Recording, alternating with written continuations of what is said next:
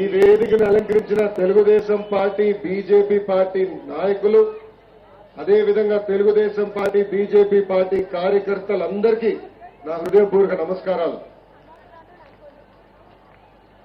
హైదరాబాద్ కి చాలా పెద్ద చరిత్ర, 400 సంవత్సరాల చరిత్ర.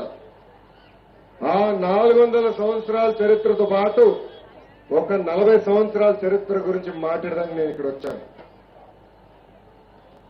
పెద్దలు అన్నట్టు కేటీఆర్ అన్న ఉన్నారే, కేటీఆర్ గారు ఉన్నారే, ఆయన పదే పదే ఏం చెప్తున్నాడు, హైదరాబాద్ ఎవరు అభివృద్ధి చేయలేదంట. నాకు నిజంగానే అర్థం అవ్వలే. ఇంటర్నెట్కి వెళ్ళి హైదరాబాద్ కొట్టా, 3 ఫోటోలు కంపడినాయి. ఒకటి చార్మినార్, రెండోది మన బుద్ధుడు, మూడోది హైటెక్ సిటీ. అక్కలు మీరే చెప్పండి, ఈ మూడిట్లో 2 కట్టిన ఘనత ఎవరిది? తెలుగుదేశం పార్టీని, అవునా కాదా?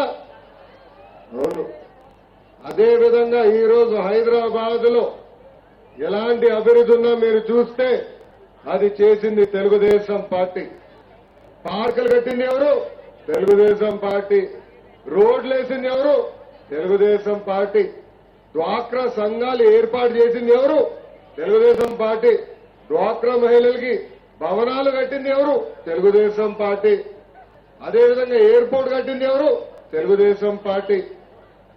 ఇది అంతా మన చంద్రన్న 9 సంవత్సరాలు పరిపాలనలో కట్టినాయి.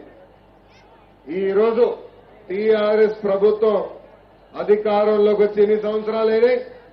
2 సంవత్సరాలైనాయి. ఈ 2 సంవత్సరాలు ఏమైనా కట్టినారా మనకి?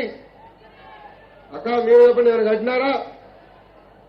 ఇంత పెద్ద పుడింగులు అవుతే మనకి రోడ్లు వేసి ఉండొచ్చు కదా, వేయచ్చు కదా, ప్రతిరోజు నీరు ఇవ్వచ్చు కదా, ఇస్తున్నారా?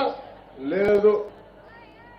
తెలంగాణ రాష్ట్రానికి 16,000 కోట్ల మిగులు బడ్జెట్, అటు పక్కన ఆంధ్ర రాష్ట్రానికి 16,000 లోటు బడ్జెట్ ఉండటం జరుగుతుంది. కానీ అక్కడ మన చంద్రన్న 5 నెలలే, 5 నెలల్లో 2 నదుల్ని అనుసంధానం చేసి కరువు రహిత ఆంధ్రప్రదేశ్ ఏర్పాటు చేసే ఘనత మన చంద్రబాబు నాయుడు గారికి దక్కుతుంది. ఈరోజు మనకి మన హైదరాబాద్ లో నీరు కొరత చాలా ఉంది. దయచేసి మనందరం గమనించాలి. 2 నదుల అనుసంధానం చేయగలిగితే ఒక తెలుగుదేశం పార్టీ మనకున్న నీటి సమస్య. ఇవి ఇప్పటివరకు ఉన్న